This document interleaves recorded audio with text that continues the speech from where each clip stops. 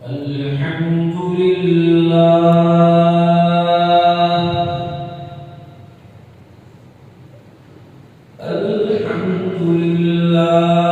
رب العالمين،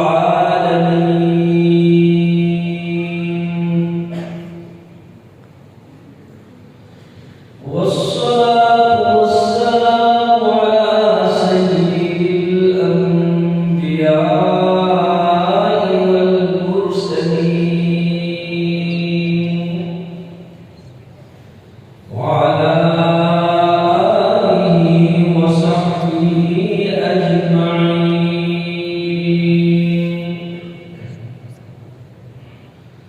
أما بعد، فأعوذ بالله من الشيطان الرجيم.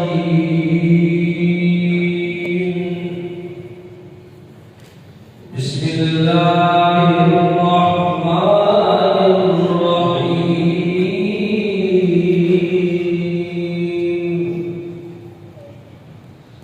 الرحمن علم القرآن، خلق الإنسان.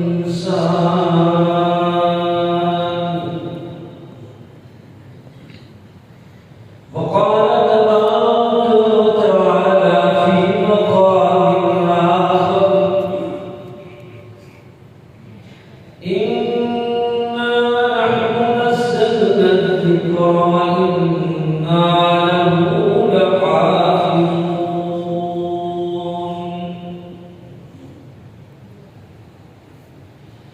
وقال رسول الله صلى الله عليه وسلم: يقال لصاحب القرآن: اقرأ كما كنت تردد في الدنيا، فإن منزلتك عند آخر آية تقرأها، أو كما قال عليه الصلاة والسلام. صدق الله مولانا العظيم، وصدق رسوله النبي الأمي الكريم، ونحن على ذلك لمن الشاهدين والشاكرين، والحمد لله رب العالمين.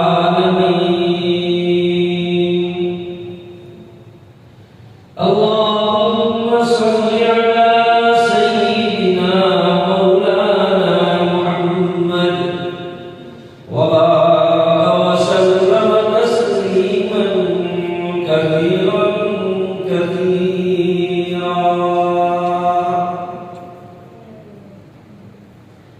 اتر کر غار حرا سے جو سوئے قوم آیا، اتر کر غار حرا سے جو سوئے قوم آیا، ایک نسخہ کیمیا اپنے ساتھ لایا. واجب التکریم حضرات علماء کرام، مہمانان اعزام، نوجوانان ملت اور مدرسہ نور الاسلام کے طالب علم بھائیوں، الحمدللہ بہت ہی خوشی کا موقع ہے، اور ہمارے رفیق محترم نے اس عنوان سے آپ کے سامنے بہت سی باتیں پیش بھی کر دی ہے، بلکہ اگر میں کہوں کہ پورے بیان کا خلاصہ انہوں نے آپ کے سامنے پیش کر دیا ہے تو یہ بات بجا نہ ہوگی. لیکن پھر بھی نام پکارا گیا. بعض مرتبہ آدمی بیٹھتا ہے کرسی پر، لیکن ہوتا ہے وہ قسم کرسی پر آتا ہے تو اس کا نام آ گیا تو وہ کرسی پر ہے، لیکن وہ قسم کرسی میں ہے کہ کیا کرے. مفتی صاحب نے جو بات کہنے کی تھی کہہ دی، اب کیا کرنا ہے. تو بعض مرتبہ آدمی والا قسم کرسی میں آ جاتا ہے. اس لیے زیادہ کوئی موقع نہیں کہ میں آپ کو کچھ اس کے متعلق باتیں کہوں، لیکن پھر بھی انشاءاللہ مختصر وقت میں کچھ مفید باتیں موقع محل کے اعتبار سے آپ حضرات کے سامنے قرآن و حدیث کی روشنی میں، علماء کے اقوال کی روشنی میں، کچھ ذاتی تجربات کی روشنی میں کچھ باتیں پیش کروں گا. بزرگان محترم، میں آپ کے سامنے کچھ تمہیدی بات، پھر اس کے بعد قرآن مجید کے حقوق، پھر اس کے بعد حافظ سے متعلق کچھ باتیں عرض کر کے انشاءاللہ العزیز اپنی بات ختم کروں گا. آپ جانتے ہیں کہ دنیا میں اللہ تبارک و تعالی نے انسان کو بہت ساری نعمتیں عطا فرمائی ہے. ان نعمتوں میں واحد ایک چیز ایسی ہے جس کا تعلق اللہ کی ذات کے ساتھ براہ راست ہے، ڈائریکٹ. قرآن مجید جو ہے وہ اللہ کا کلام ہے، اللہ کی صفت ہے، اور اللہ جیسے ازلی ابدی ہے ویسے اللہ کی صفت بھی ازلی اور ابدی ہے. باقی دنیا میں ساری چیزیں مخلوق ہیں. قرآن ایک ایسی چیز ہے جو اللہ کی ذات میں سے نکل کے آیا ہے. تو اللہ کے ساتھ اس کا ڈائریکٹ تعلق. قرآن کو اللہ نے اس انداز میں بنایا ہے کہ بندہ اسے بار بار پڑھے، بار بار سنے، اکتاتا نہیں. آپ نے سورہ فاتحہ کتنی مرتبہ سنی ہوگی، لیکن ابھی کوئی ماہر قاری آپ کے سامنے سورہ فاتحہ پڑھے تو سارے لوگ سر جھومنے لگیں گے. سبحان اللہ کی آوازیں بلند ہو جائے گی. کیوں؟ آدمی کا دل اکتاتا نہیں ہے. اللہ نے دنیا میں بعض چیزیں ایسی بنائی ہے، مثلا آسمان. آپ آسمان کی طرف کتنی مرتبہ دیکھتے ہیں اور دیکھ رہے ہیں، لیکن کبھی ایسا ہوا کہ بہت مرتبہ دیکھا ہے اور اب بھی دیکھا ہے. ایسے پانی، کتنی مرتبہ آدمی پانی پیتا ہے، لیکن کبھی ایسا ہوا ہے میں تو پیدا ہوا تب سے پیتا ہوں اب تو نہیں پیتا ہے. کھانے کعبہ کی طرف آدمی دیکھتا ہے. اللہ پاک آپ سب کو زیارت نصیب فرمائے. جو حاجی حضرات حج عمرہ کر کے آئے وہ تو جانتے ہیں کیا منظر ہوتا ہے. اللہ پاک نے دنیا میں کیا چیز رکھی ہے، دیکھنا بھی ثواب، دیکھنے والے کو بھی اللہ پاک 20 رحمتیں دیتے ہیں. تو کھانے کعبہ کی طرف دیکھنے سے آدمی کی نظر اٹھتا کی نہیں. جتنی مرتبہ دیکھتا ہے اور شوق پیدا ہوتا ہے اور ذوق پیدا ہوتا ہے. کتنے حاجی جا کے آئے، پوچھو آپ، ان کے دل میں طرف ہوتی ہے کہ اللہ دوسری مرتبہ لے جائے، اللہ دوسری مرتبہ لے جائے. اور جتنے دن وہاں رہتا ہے بار بار دیکھتا ہے کعبہ کی طرف، لیکن کبھی دل اٹھتا ہے. تو اللہ نے کچھ چیزیں اس دنیا میں ایسی بنائی ہے کہ اس سے آدمی کا دل اٹھتا نہیں ہے. قرآن اس میں سے، قرآن معمولی چیز نہیں تھی. اللہ نے کہا اِنَّا سَنُلْقِي عَلَيْكَ قَوْلًا ثَقِيلًا. اے محمد صلی اللہ علیہ وسلم، ہم تمہارے اوپر ایک بہت زبردست اور بہت بھاری بات پیش کرنے والے ہیں. قولاً ثقیلا قرار دیا. قرآن کوئی آسان چیز نہیں تھی، اللہ نے آسان کر دیا. اس لیے قرآن کی دلہن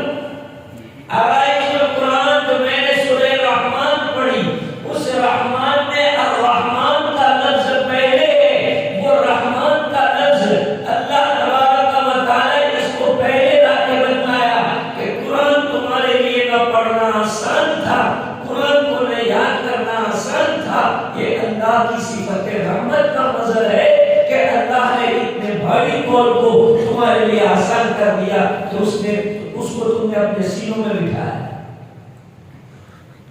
ورنہ حضرت عائشہ کی روایت بخاری شریف میں ہے.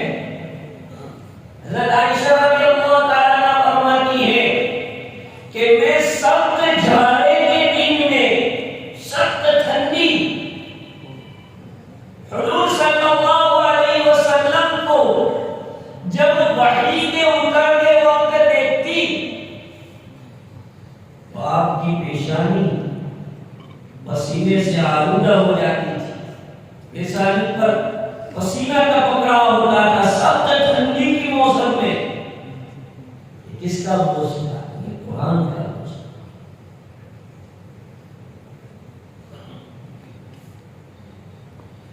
تو قرآن مجید آسان نہیں، لیکن اللہ پاک کی صفت رحمان کا تقاضا ہوا کہ اللہ نے اتنا آسان کر دیا کہ چھوٹے بچے یاد کریں، جوان یاد کریں، بوڑھے یاد کریں، میل یاد کریں، فیمیل یاد کریں، کوئی بھی یاد کریں. وَلَقَدْ يَسَّرْنَا الْقُرْآنَ لِلذِّكْرِ فَهَلْ مِن مُدَّكِرٍ. اللہ نے نبی کا معجزہ بنا دیا اس کو. یہ نبی کا کھلا معجزہ. ہر نبی کا معجزہ ان کے ساتھ رخصت ہو گیا یا ختم ہو گیا. حضرت موسیٰ علیہ السلام کا عصا آپ کی موت کے بعد اپنی تاثیر کو کھو بیٹھا. حضرت عیسیٰ علیہ السلام کی وہ دم جس کی بنا پر وہ مردوں کو زندہ کیا کرتے تھے، ان کی موت کی وجہ سے وہ بے تاثیر ہو گئی. حضرت سلیمان کا وہ تخت سلیمانی جس کے سہارے وہ سفر کیا کرتے تھے، آپ کی موت سے وہ ختم ہو گیا. حضرت صالح کی اتنی آپ کی موت سے وہ تاثیر ختم ہو گئی. میرے بھائیوں، اور کتنے انبیاء دنیا میں آئے، ہر نبیوں کے معجزے ان کے ساتھ دنیا سے رخصت ہو گئے. لیکن نبی پاک صلی اللہ علیہ وسلم کو اللہ پاک نے قرآن وہ معجزہ عطا فرمایا کہ قیام قیامت یہ معجزہ باقی رہے. اللہ نے اپنے نبی کو قرآن کا وہ مقدس معجزہ کس کو کہتے ہیں؟ وہ انہونی، وہ چمتکار جو اللہ پاک نبی کے ہاتھ سے ظاہر کرتا ہے، اس کو معجزہ کہتے ہیں. اور ایسی انہونی جو کسی نبی کے علاوہ ولی کے ہاتھ پر ہوتی ہے، اس کو کرامت کہتے ہیں. تو اللہ کے نبی کا یہ معجزہ ہے قرآن، دنیا میں زندہ جاوید معجزہ. نبی کے سچا ہونے کا سب سے بڑا ایویڈنس، سب سے بڑا پروف امت کے پاس اگر ہے تو وہ قرآن مجید ہے. تو اس لیے بھائیوں، الحمدللہ خوشی ہونی چاہیے کہ آج 6 بچوں نے اتنی قیمتی چیز کو اپنے سینے میں، اپنی میموری میں اس کو فٹ کر لیا. آج اگر یہ 6 بچے دنیا کی کوئی ڈگری لے کر کے آتے تو پوری دودھ والا فیملی اور پورا محلہ انجینئرنگ کی، ڈاکٹری کی، ان کو جو ہے ان کو سرٹیفکیٹ ملے ہوئے ہیں، لوگ پھولے نہیں سماتے. لیکن آج ان کو سند دی گئی ان کے استاد کی طرف سے. یہ کیا ہے؟ یہ سرٹیفکیٹ دنیا کے سرٹیفکیٹ کی طرح تھوڑی ہے.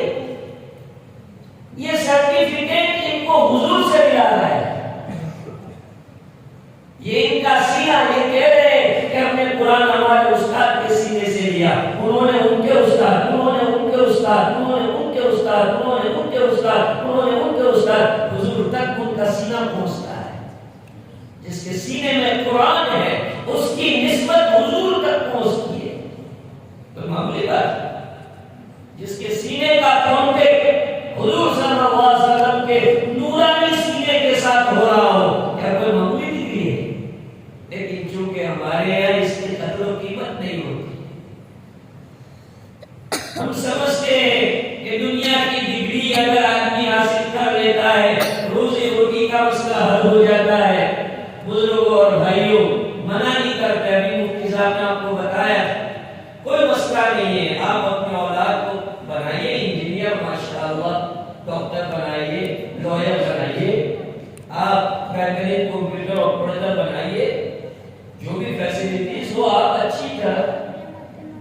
لیکن پہلے اسے دیندار بنائیے، مسلمان بنائیے، ایمان والا بنائیے، اس لیے کہ ساری آئیڈینٹی ختم ہو جائے، ساری ڈگریز موت کے بعد ختم ہو جاتی ہے، واحد ایک یہ ڈگری ہے جو بندے کے ساتھ جنت میں بھی رہتی، حافظ قرآن کے ساتھ جنت میں بھی رہتی، قبر میں بھی رہتی ہے، میدان محشر میں بھی رہتی ہے اور جنت میں بھی رہے گی۔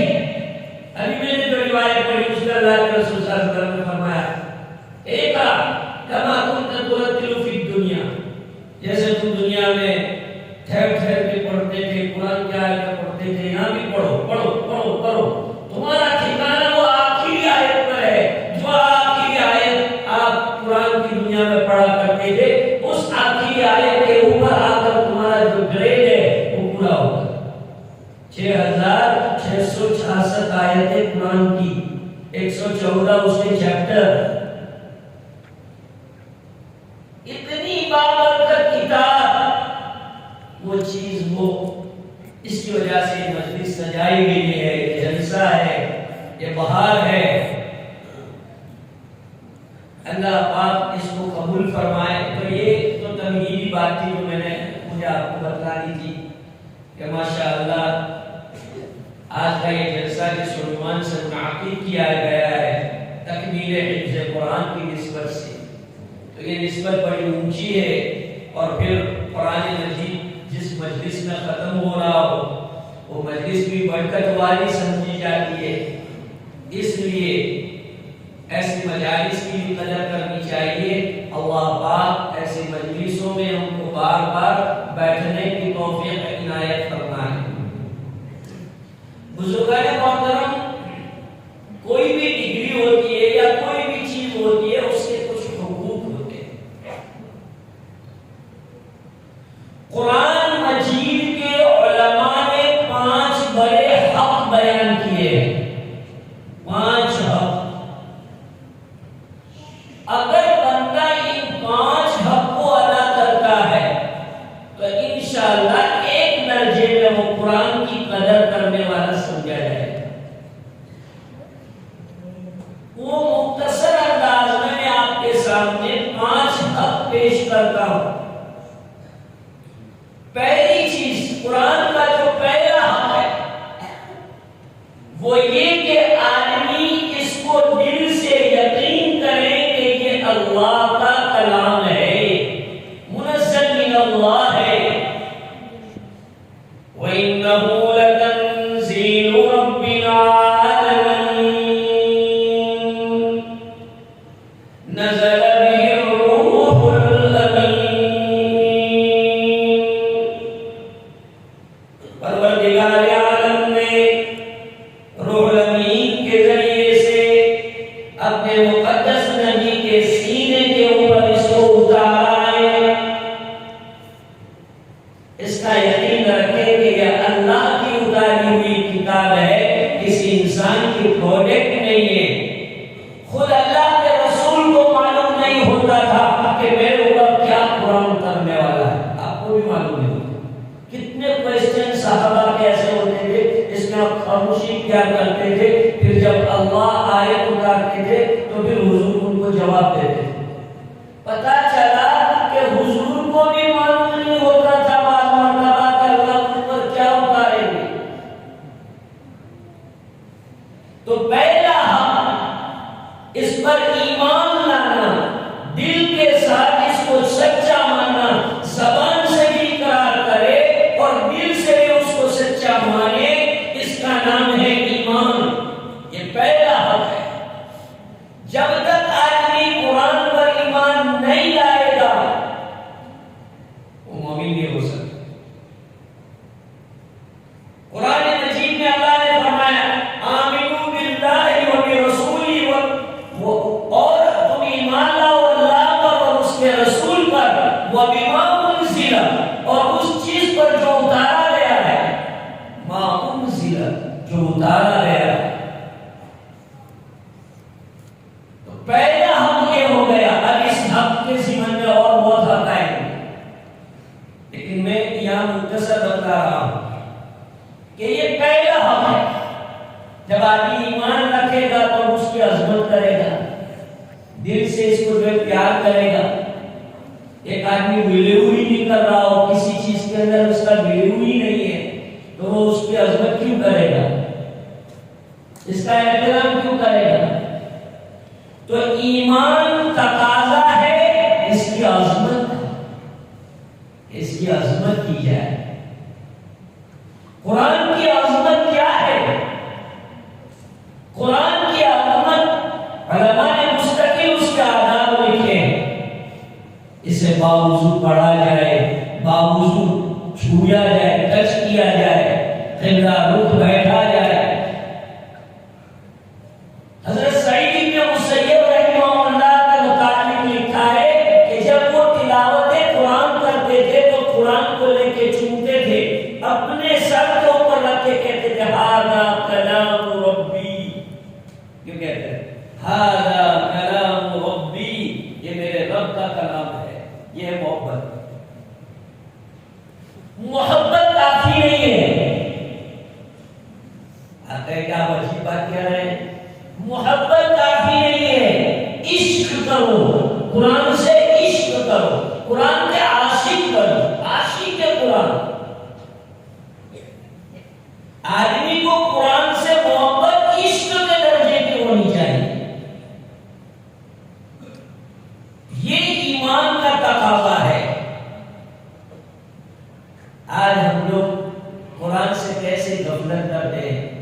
حضرت سید قاضی ابرار صاحب فرمایا کرتے تھے، ایک مسجد میں گئے، قرآن کے اوپر گرد و غبار لگی ہوئی تھی، تو حضرت نے جا کے وہ گرد و غبار صاف کر لی، تو لوگ حضرت کے ہاتھ صاف کرنے لگے۔ تو حضرت نے کہا کہ بے وقوفو، تم میرے ہاتھ کو صاف کر رہے ہو لیکن قرآن کو صاف نہیں کر رہے تھے، قرآن پر گرد و غبار لگا ہوا تھا۔ امام کے لیے الگ سے ایکسٹرا مصلی بچھاتے ہو تو قرآن کے لیے جزدان نہیں رکھتے، اپنے کپڑے اتنے اچھے پہنتے ہو، قرآن کو کپڑا نہیں پہناتے، قرآن کو ننگا رکھتے ہو۔ یہ حضرت کا ایسا فرمان اور بہت تاکید کرتے تھے کہ جزدان رکھو قرآن کا، یہ سب عظمت میں آتا ہے اس کا۔ تو قرآن کی جتنی آدمی عظمت کرے گا، اس کا احترام، اس کا رسپیکٹ کرے گا، اللہ پاک اس کا احترام کرے گا۔ اللہ کے یہاں تو اس کی قدر ہے۔ جتنا بندہ قرآن کی عظمت کرتا ہے، احترام کرتا ہے، قرآن تو اللہ نے ایمان کی، اسلام کی سیفٹی کے لیے دیا ہے۔ فورن ملک کے اندر ایک نوجوان لڑکا گیا تھا، ایسا ہمارے یہاں سے بہت سے لوگ ایجوکیشن کے بیس پہ جاتے ہیں، میرج بیس پہ جاتے ہیں، بزنس بیس کے اوپر جاتے ہیں۔ تو ایک اسٹوڈنٹ فورن گیا، یو کے، اور وہ قرآن کا ایک نسخہ اپنے ساتھ، مولانا لوگوں نے کہا ہوگا یا اس کا اپنا پرائیویٹ نسخہ تھا، اس کو اس سے لگاؤ تھا، اپنے اس نے پڑھا تھا، اس کے اندر یاد کیا تھا اس کو، تو اپنے ساتھ لے گیا اس کو، اپنی باکس میں اس کو لے گئے۔ اس کی ایک کمپیوٹر آفس کے اندر جاب لگی، روزانہ بیچارہ جو ہے جاب کرتا تھا، آتا جاتا تھا۔ وہاں اس کی شادی ایک کرسچن لڑکی سے ہو گئی۔ کرسچن لڑکی، کیونکہ دونوں ایک ساتھ جاب کر رہے تھے، تو جاب کرتے کرتے دونوں میں محبت ہو گئی اور دونوں نے شادی کر لی۔ اس لیے ہمارے علماء منع فرماتے ہیں کہ پیور ایجوکیشن، مخلوط تعلیم، ladies and gents, male female دونوں اگر ایک ساتھ ہوتے ہیں تو اس میں خطرات زیادہ ہوتے ہیں، اس لیے علماء منع فرماتے ہیں۔ علماء تعلیم سے منع نہیں کرتے، ایجوکیشن سے منع نہیں کرتے، رولز ریگولیشن سے آپ اگر ایجوکیشن دیتے ہیں لڑکا لڑکی دونوں کو تو کوئی مسئلہ نہیں ہے، پرابلم نہیں ہے۔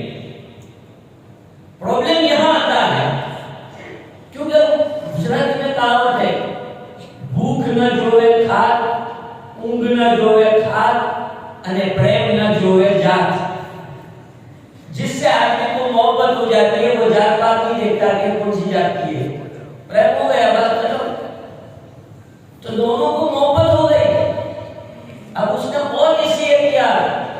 کرسچن تھی، اگے اس کے گھر رہتا تھا، لیکن وہ قرآن اس نے الماری میں رکھا تھا، روزانہ آفس جاتا تو وہ اس کو چنتا تھا، چھانٹتا تھا، یوں کر کے رکھتا تھا. تو اس کی وائف جو کرسچن تھی وہ تو یہ جو عورتیں ہوتی ہیں ایسا بہت فیلنگ کرتی ہے باہر کی ہوتی ہے، تو اس نے سوچا کہ یار یہ کون سے یہ چیز کیا ہے، اس کو کیوں اتنا یہ پریم کرتا ہے، محبت کرتا ہے، اور میرے سے اتنا کیوں محبت نہیں کرتا، آخر ہے کون یہ میری سوگن بیچ میں آئی کہاں سے. تو ایک دن اس عورت نے ایبسنٹ کر دی، وہ بھی جاب کرتی تھی، تو اس نے اپنے ہسبینڈ کو کہا کہ آج میں جاب کے اوپر چھٹی لے رہی ہوں اور آج میری طبیعت اچھی نہیں ہے، میں جانا نہیں چاہتی، یعنی بہانہ ہے. وہ لڑکا تو اپنے جاب پر چلا رہے ہیں، اس میں وہ کتاب اٹھائی اور دھیان سے سنا، وہ اس کو لے کر کے اس کے پوپ اور پادری کے پاس چرچ کے اندر گئی. اس کو پوچھا واٹ از دس، کیا؟ وہ پادری نے اس کو کہا یہ تو this is very danger book, very danger book. وہ پادری نے ایسا کہا. اب وہ پادری نے اس کو سمجھایا کہ یہ ہے تو تمہارے لیے خطرہ ہے. چنانچہ وہ آئی اور اس نے آ کر کے جو ہے گھر پہ آ کر کے اس کو ڈسٹ بن میں ڈال دیا. اب وہ نوجوان اس کا جو روٹین تھا کہ وہ آفس سے آتا تھا، ہاتھ منہ دھو کے وضو کر کے پہلے وہ قرآن لیتا تھا، قرآن کو سینے سے لگاتا تھا، اپنے کرتا تھا، اور پھر اس کو لگا اس کو سکون ملتا ہے. یہ قرآن سے اللہ پاک دلی سکون دیتے ہیں. وقتی ورنہ میں آپ کو بتاتا امریکہ کے اندر ایک بہت بڑا انگریز مالدار تھا، اللہ پاک نے کسی چیز کی کمی نہیں کی تھی اس کے اوپر، دنیاوی اعتبار سے ہر ساتھ و سامان اس کے پاس، لیکن دل کی خوشی اس کے پاس نہیں تھی، دل کا سکون نہیں تھا. تو ایک ماسٹر احمد نام کے ان کے کوئی جاننے والے تھے، مسلم سے کا ریلیشن ہو گیا ہے، تو ان کو کہا کہ ماسٹر احمد تم چلو میں تم کو آج ایک چیز سناتا ہوں. وہ ماسٹر احمد تو مسلمان تھے، وہ ان کے پرائیویٹ روم میں لے گئے اور اس نے وہ دھن بجائی جو پہلے دھن بجاتے ہیں، تو اس نے تھوڑی دیر دھن بجائی اور پھر سورہ فاتحہ شروع کر دی.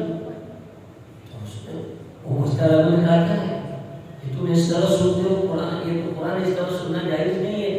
پھر انہوں نے کہا کہ مجھے I am feeling naturally، اس طرح انہوں نے قرآن کے انگریزی میں کہا کہ میں نیچرلی طور پر سکون محسوس کرتا ہوں جب میں اس کو سنتا ہوں سورہ فاتحہ.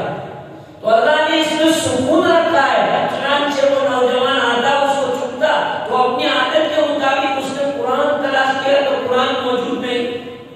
وہ ڈھونڈنے لگا، ڈھونڈے ڈھونڈے ڈھونڈے اس نے دیکھا کہ ڈسٹ بن میں پڑا ہوا ہے.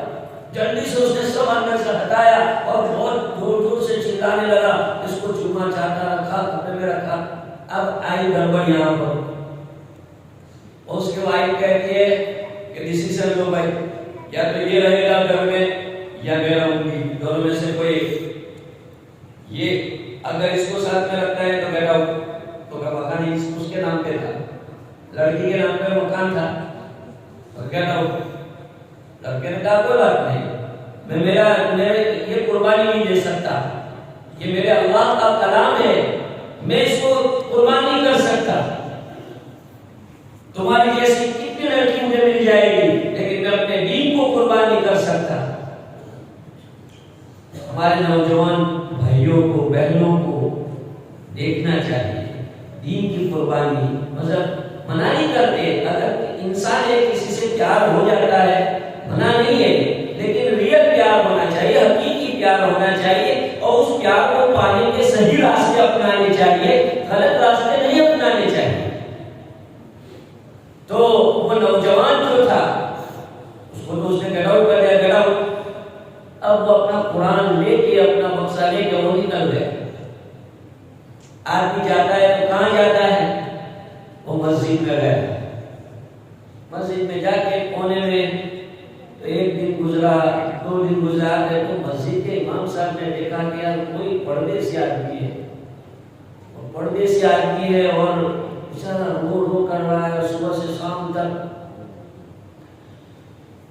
تو امام صاحب نے اس کی ملاقات کی اور ملاقات کر کے اس کی پوری رام کہانی سنی۔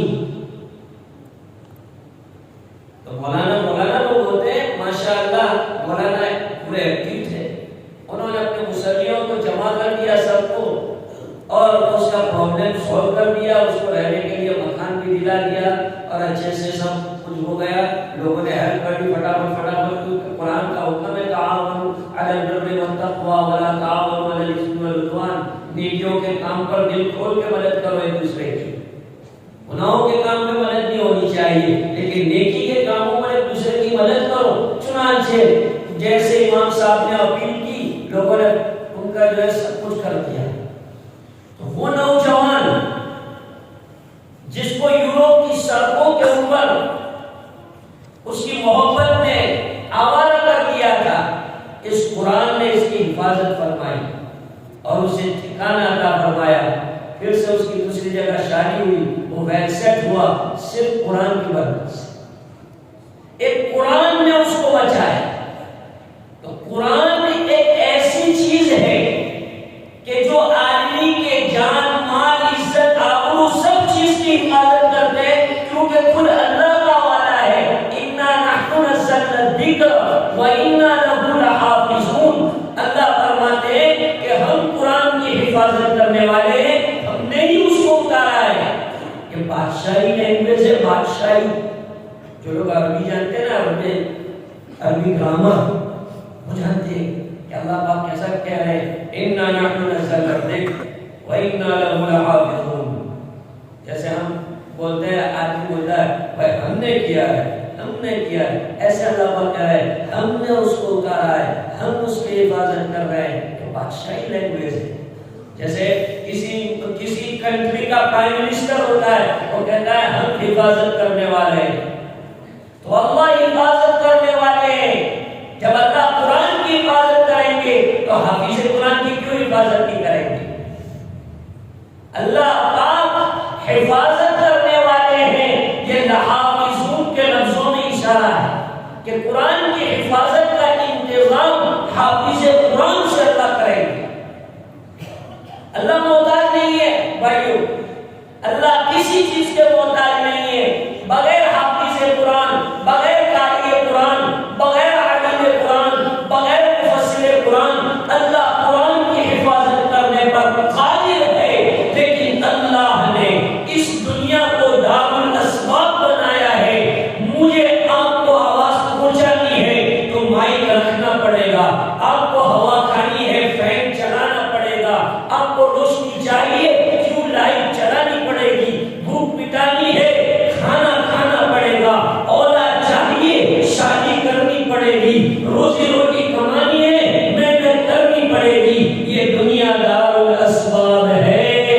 اس لیے اللہ نے اسباب کے درجے میں حفاظ کا انتخاب کیا ہے۔ My dear, you are choice، تمہاری چوائس ہوئی ہے، اللہ نے تمہارا انتخاب کیا ہے کہ تم selected who, you are selected۔ اللہ نے تمہیں سلیکٹ کیا ہے، اپنی چیز کے لیے اللہ نے انتخاب کیا ہے۔ اللہ پاک حفاظت کرنے والے ہیں۔ ایک آدمی چیک لے جاتا ہے فیکٹری میں سے، اس کو 40-50 ہزار روپے کا چیک ملا، گھر آتا ہے، گھر والوں کو دیتا ہے کہ یہ چیک، گھر والی اس کو پنی کے اندر رکھتی ہے، وہ پنی پھر وہ اپنے پرس میں رکھتی ہے، پرس کو وہ الماری میں رکھتی ہے، الماری کی چابی کو پھر حفاظت سے، حالانکہ اس میں قیمتی چیز کون سی تھی؟ صرف چیک، وہ کاغذ، لیکن اس کاغذ کے ضمن میں ان ساری چیزوں کی حفاظت ہو گئی۔ ایسے اصل مقصد تو قرآن کی حفاظت ہے، لیکن حافظ قرآن کی حفاظت ہوگی۔ حافظ جس گھر میں ہوگا اس گھر کی حفاظت ہوگی، حافظ جس مدرسے میں ہوگا اس مدرسے کی حفاظت ہوگی، حافظ جس فیملی میں ہوگا اس فیملی کی حفاظت ہوگی، حافظ جس محلے میں ہوگا اس محلے کی حفاظت ہوگی۔ اللہ پاک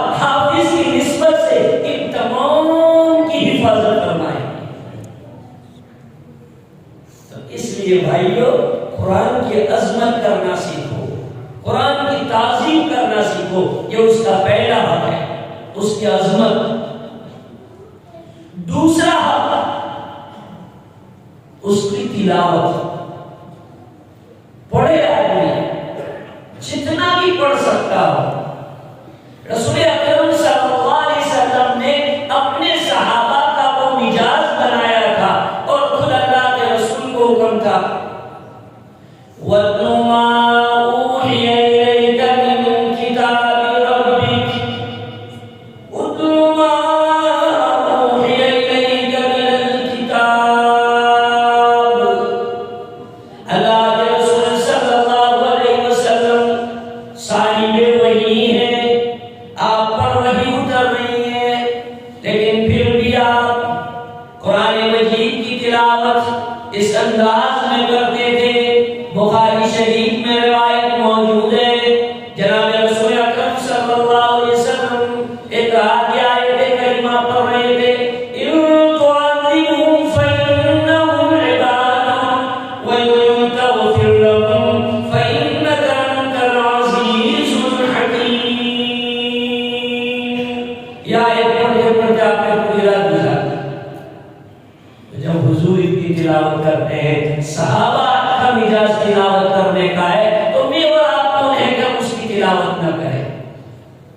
اس لیے بزرگوں تلاوت کا معمول بناؤ، کم سے کم ایک پارہ روزانہ ڈیلی۔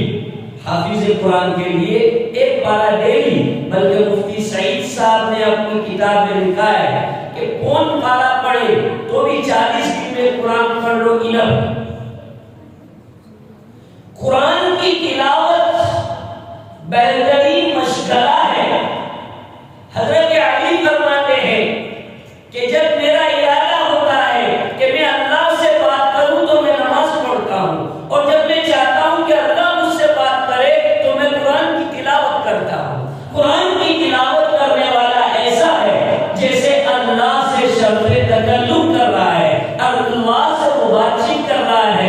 تو قرآن مجید کو پڑھنا، اس کی تلاوت اجر و ثواب سے خالی نہیں۔ الذین آتیناہم الکتاب یتلونہ حق تلاوتہ اولئک یؤمنون بہ۔ اللہ نے ان لوگوں کو ایمان والا ہونے کی بشارت دی کہ جو تلاوت کرتے ہیں جیسے تلاوت کا حق ہے، تجوید کی رعایت، مخارج کی رعایت، اور اس کے ساتھ قرآن جیسے اس کا حق ہے قرآن پڑھتے ہیں، ان کے بارے میں فرمایا اولئک یؤمنون۔ چاہے سمجھ کے پڑھو چاہے بغیر سمجھ کے پڑھو، سمجھ کے پڑھو تو سونے پہ سوال، بغیر سمجھے بھی قرآن پڑھنا اجر و ثواب اور بینیفٹ سے خالی نہیں۔ معرف القرآن مفتی ادریس کاندھلوی صاحب کا ہے، ایک معرف القرآن مفتی شفیع صاحب کا ہے، اور ایک معرف القرآن مفتی ادریس صاحب کاندھلوی رحمہ اللہ۔ انہوں نے اپنی تفسیر کے مقدمے میں لکھا ہے کہ حضرت امام احمد ابن حنبل رحمۃ اللہ علیہ کو اللہ پاک کی زیارت خواب میں ہوئی۔ اب یہ بات تھوڑی آگے نکل جائے گی تو اپنا وقت لمبا ہو جائے گا کہ کیا یہ پاسبل ہے کہ اللہ کی زیارت خواب میں ہو سکتی ہے؟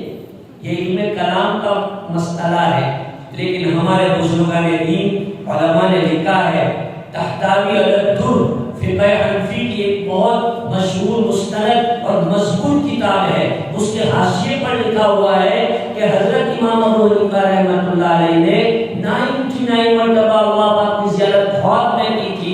ممکن ہے، پاسبل ہے، امام محمد کو اللہ کی زیارت ہوئی ہے، اور بھی اولیاء کاملین ہے جن کو خواب میں اللہ کی زیارت ہوئی ہے۔ خواب میں اللہ کی زیارت ممکن ہے، بیداری میں اللہ کی زیارت اس دنیا میں ممکن نہیں ہے۔ بہرحال حضرت امام احمد بن حنبل رحمۃ اللہ علیہ نے اللہ پاک کو خواب میں دیکھا تو پوچھا کہ باری تعالیٰ آپ کا قرب ہمیں کس طرح مل سکتا ہے؟ تو اللہ تعالیٰ نے فرمایا کہ بالقرآن،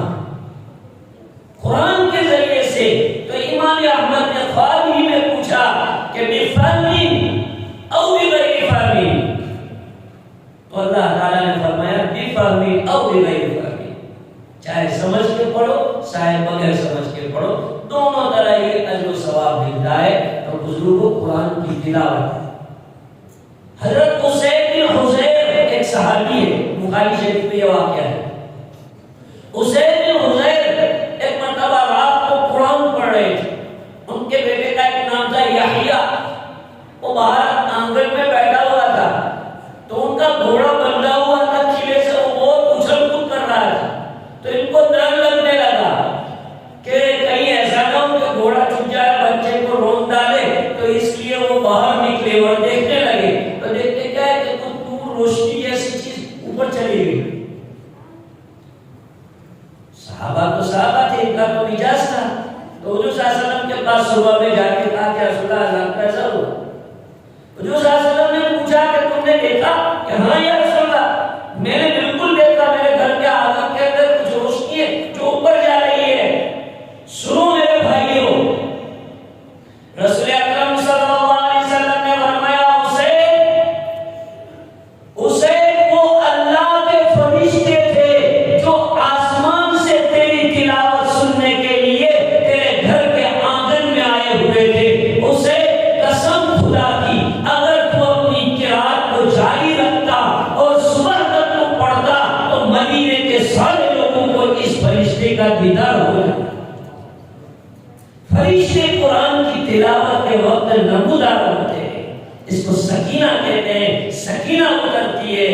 اللہ پاک اپنی نورانی مخلوق کو تلاوت کے وقت اتارتے ہیں، اس لیے ذوق سے تلاوت کرنا یہ اس کا دوسرا۔ تو قرآن کا دوسرا حق ہوا اس کی تلاوت، ایک حرف پر ڈسنے کی، کون بے وقوف ہے جو نہ لے، ایک حرف پر ڈسنے کی۔ کتنے حروف قرآن مجید کے اندر ہے، اس کو آپ ملٹی کر لو 10 سے۔ تیسرا حق قرآن مجید کا یہ ہے کہ اس کو سمجھنے کی کوشش کی جائے، سمجھے سمجھنا قرآن کو سمجھنے کے لیے قرآن کو اللہ نے مشکل نہیں بنایا۔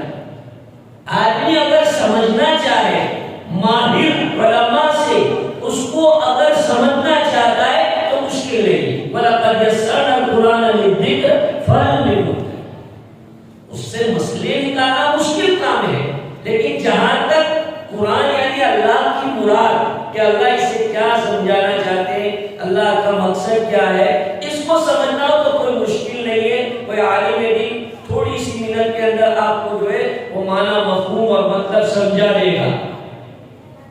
تو اس لیے قرآن مجید کو سمجھنا جیسے اس کے سمجھنے کا حق ہے، یعنی ماہر علماء سے، دیندار علماء سے، کسی ڈاکٹر سے نہیں، کسی ٹائی والے سے نہیں، کسی انسٹ والے سے نہیں، کسی گوگل والے سے نہیں، سمجھے، بلکہ مستند عالم دین سے اس کو سنو۔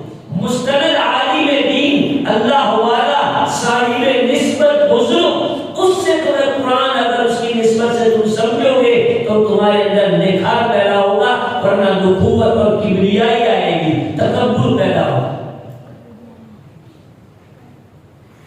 قرآن کو ماہر علماء سے سمجھا جائے۔ صحابہ تو یہ تو ان کی مادری زبان تھی، عربی تو ان کی اپنی لینگویج، پھر بھی نہیں سمجھتے تھے۔ قرآن مجید میں ایک آیت آئی، حتی یتبین لکم الخیط الابیض من الخیط الاسود من الفجر۔ گھڑیاں تو تھی نہیں حضور کے زمانے میں، تو روزے کا مسئلہ آیا کہ سیڑھی کب تک کھا سکتے ہیں، یہ آیت آئی۔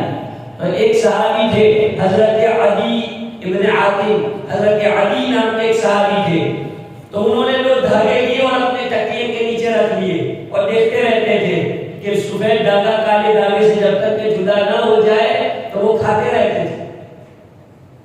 دوسرے صحابہ نے حضور سے کمپلین کر دی کہ یہ ایسا کر رہے ہیں، تو حضور صلی اللہ علیہ وسلم نے بلایا، انہوں نے یہ آیت پڑھی، حضور نے کہا ان وسادتک العریس، کہ تمہارا تکیہ تو بہت لمبا چوڑا رکھتا ہے کہ اس کے اندر خیط ابیض اور خیط اسود دونوں آ جاتے۔ پھر اللہ کے رسول نے سمجھایا کہ اللہ کے بندے خیط ابیض اور خیط اسود اس سے صبح شادی اور رات کی تاریکی مراد ہے، کہ جب تک کہ سورہ صادق نمودار نہیں ہو جاتی تب تک کہ یہ سحری کر سکتے. دیکھیے یہ عرب کا ماحول ہے، عربی ان کی لینگویج ہے، پھر بھی ان کو سمجھنے میں تکلیف جا رہی ہے. میں اور آپ کیسے بغیر استاد کے سمجھ جائیں گے؟ کیسے صرف ترجمے والا قرآن لے کے آدمی گوگل پر انٹرنیٹ پر بیٹھ کر کیسے آدمی لوازم کر لے؟ تو تیسرا حق قرآن کا یہ ہے کہ اس کو سمجھے جیسے اس کے سمجھنے کا حق ہے، اور چوتھا حق یہ ہے کہ اس پر عمل کرے جیسے عمل کرنے کا حق ہے. یعنی جو قرآن نے حلال بتایا اس کو حلال سمجھے، جو حرام بتایا اس کو حرام سمجھے. یہ قرآن کا چوتھا حق ہے، اس کے اوپر عمل. قرآن میں ہے وَمَن لَّمْ يَحْكُم بِمَا أَنزَلَ اللَّهُ فَأُولَٰئِكَ هُمُ الْكَافِرُونَ. دوسری جگہ پر فرمایا فَأُولَٰئِكَ هُمُ الْفَاسِقُونَ. جو قرآن کے علاوہ اپنے مسائل کو حل کرنا چاہتے تو کبھی ان کو فاسق سے تعبیر کیا تو کبھی کافر سے تعبیر کیا. اس لیے بزرگ اور بھائیوں میں ریکویسٹ کرتا ہوں کہ اپنا جو آپ کے جو آئلی مسائل ہے، مسلم پرسنل جو ہے، اس کو آپ کورٹ سے حل کرنے کے بجائے اپنے علاقے کے مفتیان کرام اور اپنے جو جاننے والے برادری کے لوگ ہیں کورٹ کچہری کے بجائے آپ اندر ہی اس کو نمٹا لیں تو یہ بہت اچھی بات ہوگی اور قرآن پر عمل کرنا ہو جائے گا. مفتیوں سے پوچھ لیجئے، الحمدللہ آپ کے علاقے میں بہت ہونہار مفتیان کرام اور بہت پورے طریقے پر افتاء کا کام ہو رہا ہے. بہت سارے لوگ ہیں جو افتاء کا کام کر رہے ہیں، تو ماشاءاللہ آپ پوچھ لیجئے ان کو. یہاں ایسا تو ہے نہیں کہ ایم ڈی ڈاکٹر کی طرح آدمی کرے گا 500 روپئے. یہاں تو ماشاءاللہ مفتی صاحب کا بلاؤ تو مفتی ذاکر صاحب آؤ نے تو بیچارے تمہارے گھر آ جائیں. تم کہا مفتی صاحب اتنا کام ہے تو گھر آ کے تم کو سجیشن دیں گے، پورا بتائیں گے. یہ اللہ والے لوگ آپ کی خدمت کے لیے بیٹھے ہوئے ہیں تو اس سے فائدہ اٹھانا چاہیے. یہ ہے قرآن پر عمل. اپنا کوئی بھی میٹر ہو، فیملی میٹر ہو، بزنس میٹر ہو یا سوشل میٹر ہو، کوئی بھی میٹر ہو، ہر میٹر میں قرآن گائیڈ بک ہے، لائف بک، گائیڈ بک. اس لیے قرآن پر عمل کرنا یہ اس کا چوتھا. پانچواں حق قرآن کا ہے اس کی اشاعت، اس کی تبلیغ. جس طرح اس کی اشاعت اور تبلیغ کا حق، اس کی اشاعت کرے اپنے قول سے، اپنے عمل سے، اپنی تقریر سے، اپنی تحریر سے، اپنے میسیجز سے.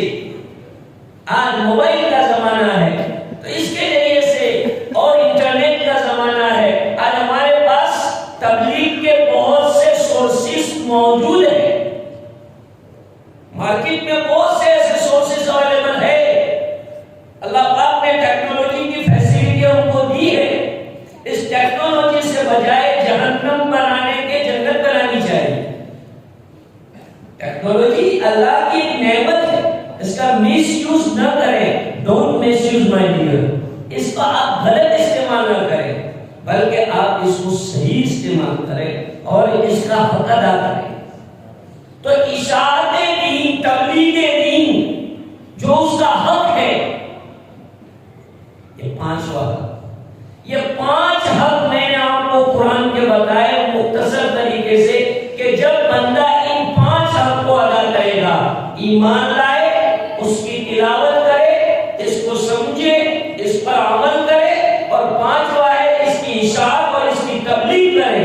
ان 5 حق کو بندہ اگر ادا کرے گا تو انشاءاللہ قیامت میں اللہ پاک اس بندے کی پکڑ نہیں کرے گا. ورنہ یہ قرآن قیامت میں اللہ کے دربار میں ہماری پکڑ کرے گا. حدیث پاک میں رسول اکرم صلی اللہ علیہ وسلم نے فرمایا کہ قرآن تمہارے حق میں سفارش کرنے والا ہے یا تمہارے خلاف، تمہارے اگینسٹ میں تم کو جو شکایت کرنے والا ہے. قرآن حجت لک او علیک. تو اگر قرآن کے حق ادا کیے تو ہمارے فیور میں ہوگا،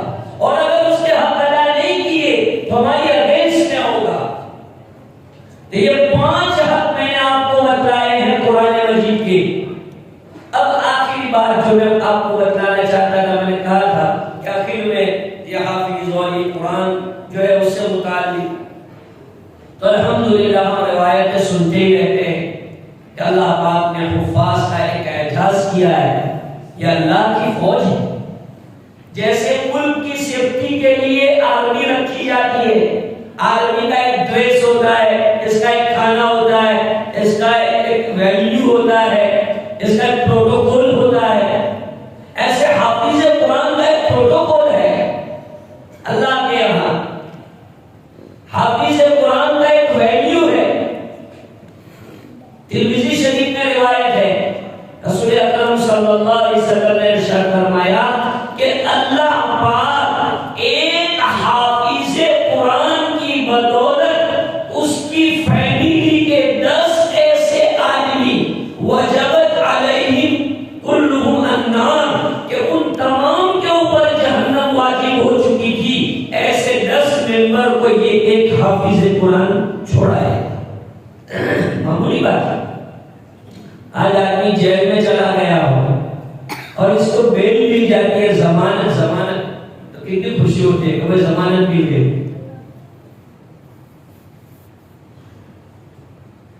حافظ قرآن 10 ایسے آدمیوں کی سفارش کرائے گا. 10. جی ہاں،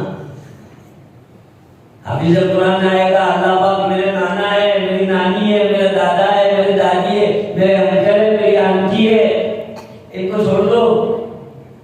جی ہاں، حافظ قرآن کی یہ فضیلت امام ابن کثیر رحمۃ اللہ علیہ نے تفسیر ابن کثیر کے مقدمے میں لکھا ہے.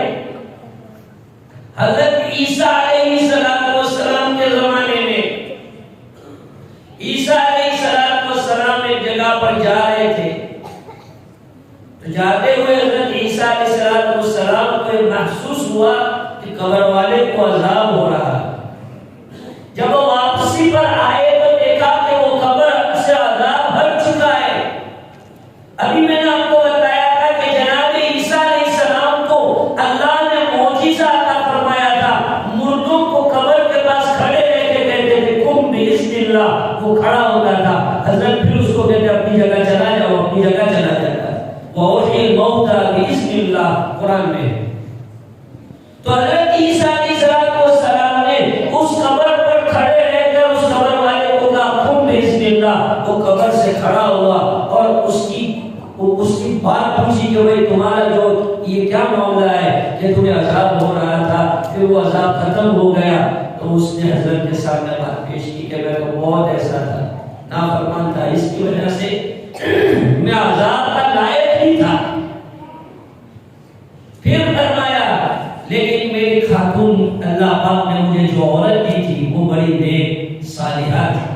جس گھر میں عورت نیک آ گئی وہ گھرانہ جنت ہی بن گیا. اس لیے ہماری عورتوں کو دیندار بننا چاہیے، اپنے گھر کا ماحول دیندار والا بنانا چاہیے، ان کی گود میں پلنے والی اولاد کو دیندار بنانا چاہیے. تو اس نوجوان نے کہا کہ حضرت میری ایک خاتون بڑی نیک تھی، جب میرا انتقال ہوا تو اس کے پیٹ میں میری امانت، اس امانت کی اس نے حفاظت کی. جب وہ پیدا ہوا اور کچھ قابل ہوا تو مکتب میں آیا. مکتب کا پہلا سبق مولانا پڑھاتے ہیں، بول بیٹا بسم اللہ الرحمن الرحیم. تو بچے نے بسم اللہ اپنی ٹوٹلی زبان میں پڑھا. بچہ ویسے بھی کچھ بولتا ہے تو اپنے کو کتنا اچھا لگتا ہے. تو اللہ کی رحمت کا دریا جوش میں آیا اور اللہ تعالیٰ نے کہا فرشتوں کو کہ دیکھو ایک بچہ اپنی معصوم زبان سے مجھے رحمان اور رحیم کہہ کے پکار رہا ہے اور اس کے باوجود میں اس کے باپ کو عذاب دوں، ایسا نہیں ہو سکتا. چنانچہ اس کے باپ کے عذاب کو اٹھا لیا گیا بچے کی بسم اللہ پر. کیا سوچتے بزرگ ہو آپ؟ جو رحمان جو رحیم ذات بسم اللہ پڑھنے پر یہ ثواب دے سکتا ہے تو پورا قرآن، یاسین شریف، سورہ بقرہ، آیت الکرسی، قل هو اللہ احد، اس کے پڑھنے پر کیا اجر و ثواب دے گا میں اور آپ بلو بھی نہیں کر سکتے. اس لیے اس قرآن کی نعمت کی قدر کرو اور یہ جو تعلیم ہو رہی ہے اس سلسلے کو مضبوط بناؤ. جیسے ابھی مفتی صاحب نے بتلایا کہ ایک کا تعاون، جب تک آپ حضرات کا سپورٹ نہیں ہوگا، دنیا میں اجتماعی کام کرنے کے لیے، ساموہی کام کرنے کے لیے ایک دوسرے کا کچھ نہ کچھ سپورٹ چاہیے۔ جب تک سپورٹ نہیں ہوتا ہے کام ہوتا نہیں ہے۔ حضور صلی اللہ علیہ وسلم نے اپنے صحابہ سے کام کیا سپورٹ میں لے کے، ایسے اگر آپ کا تعاون، آپ کی مستورات کا تعاون، گھر کی عورتوں کا تعاون شامل حال ہو جائے گا تو انشاءاللہ یہ مدرسہ نور الاسلام ایک وقت آئے گا تو بہت بڑا مدرسہ بن جائے گا، دارالعلوم بن جائے گا۔ جیسے آپ نے دیکھا کہ یہی کے پڑھنے والے طلبا دارالعلوم یونیورسٹی میں گئے، دارالعلوم یعنی یونیورسٹی، وہاں گئے اور وہاں نمبر سے وہ فائز ہوئے، وہاں انہوں نے پوزیشن حاصل کیے۔ تو اس لیے اس کو مضبوط کریں، اس میں اپنی جانی مالی قربانی دیں۔ اللہ تعالیٰ کا شکر ہے، احسان ہے کہ اللہ نے مجھے اور آپ کو یہ ماحول عطا فرمایا ہے۔ اللہ پاک ہماری آپ کی قربانیوں کو قبول فرمائے اور اللہ پاک تا دم حیات اس سلسلے کو قائم اور دائم رکھے۔ اس میں پڑھنے والے طلباء کو، پڑھانے والے ماں باپ کو، اس میں ڈونیٹ کرنے والے ڈونیٹر کو، اس میں پڑھانے والے اساتذہ، انتظامیہ، ان تمام حضرات کو اللہ تعالیٰ اپنے فضل و کرم سے قبول فرمائے اور اپنی شاعر شان بہترین بدلہ عطا فرمائے۔ انہی باتوں کے ساتھ میں اپنی بات کو ختم کرتا ہوں۔